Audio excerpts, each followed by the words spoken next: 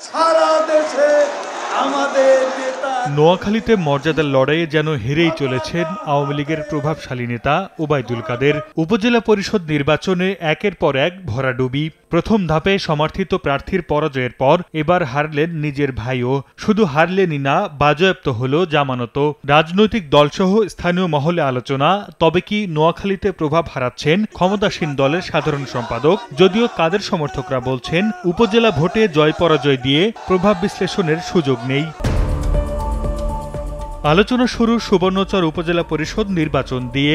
গত ৯ মে অনুষ্ঠিত ওই ভোটে জেলা আওয়ামী লীগের সভাপতি খায়রুল আনম চৌধুরীকে পরাজিত করে নির্বাচিত হন আতাহার ইশরাক ওরফে শাবাব চৌধুরী। তিনি নোয়াখালী ৪ আসনের সংসদ সদস্য মোহাম্মদ একরামুল করিম চৌধুরীর ছেলে। সুবর্ণচর উপজেলা নির্বাচনকে ঘিরে আওয়ামী লীগের মধ্যে এক ধরনের অস্বস্তি ছিল।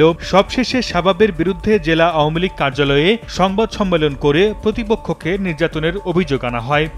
নগদে ৫০০ টাকা বা তার বেশি পেমেন্টে পেতে পারেন ঢাকায় জমিসহ ২০ কোটি টাকার পুরস্কার। মূলত নোয়াখালী রাজনীতিতে একরামুল কবির চৌধুরীকে মনে করা হয় ওবায়দুল কাদেরের প্রতিপক্ষ।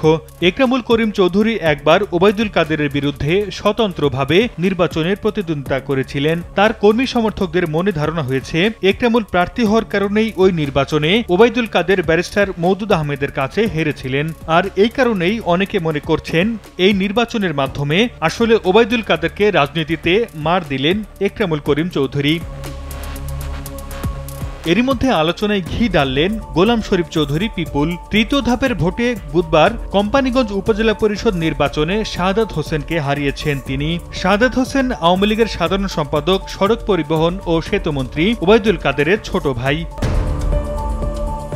ঘোষিত ফলাফলে দেখা যায় কোম্পানীগঞ্জ উপজেলা চেয়ারম্যান পদে গোলাম শরীফ চৌধুরী পিপলু পেয়েছেন ৪৮,০০০-এর বেশি ভোট। তার নিকটতম প্রতিদ্বন্দ্বী দোয়াত কলম প্রতীকের মিজানুর রহমান বাদল পেয়েছেন ১৮,৬৭৮ ভোট। আর সেতুমন্ত্রীর ভাই শাহাদাত হোসেন টেলিফোন প্রতীকে ৪,৬১০ ভোটে তৃতীয় হন। নগদে ৫০০ টাকা বা তার বেশি পেমেন্টে পেতে পারেন ঢাকায় জমিসহ ২০ কোটি টাকার পুরস্কার।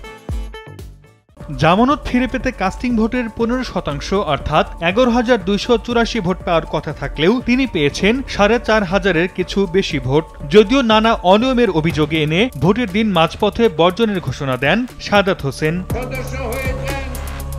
নোয়াখালীর রাজনীতিতে আলোচনা, মর্যাদার লড়াই কি আবারও হেরে গেলেন ওবায়দুল কাদের? তবে ওবায়দুল কাদেরের সমর্থকরা বলছেন উপজেলা চেয়ারম্যান কে হলো না হলো তাতে আওয়ামী লীগের সাধারণ সম্পাদকের কিছু যায় আসে না। তিনি এই নির্বাচনে কারো পক্ষেও ছিলেন না, আবার কারো বিপক্ষেও ছিলেন না, বরং তিনি ছিলেন একটি অবাধ, সুষ্ঠু ও নিরপেক্ষ নির্বাচনের পক্ষে। ভোটের ফলাফলে জনরায়ের সেটারই প্রতিফলন বলেও মনে করেন কাদের সমর্থকরা।